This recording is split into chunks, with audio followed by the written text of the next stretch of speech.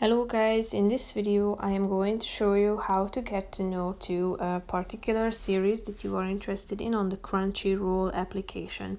But first I just want to mention, don't forget to subscribe to my channel because at 10,000 subscribers I am going to show you my whole YouTube revenue statistics and growth strategy, how to make money online. So let's jump into it. First of all, open the application on your phone. Tap on the home button down below, which is the first option. Scroll down till you find a series that you are interested in and would like to read the details of it.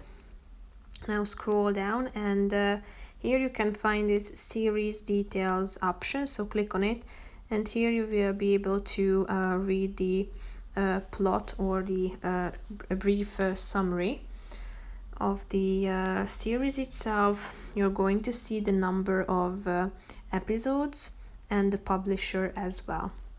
If you tap on the X button, you will be able to see all of the episodes here. If you tap on it, you can see that they are displayed here.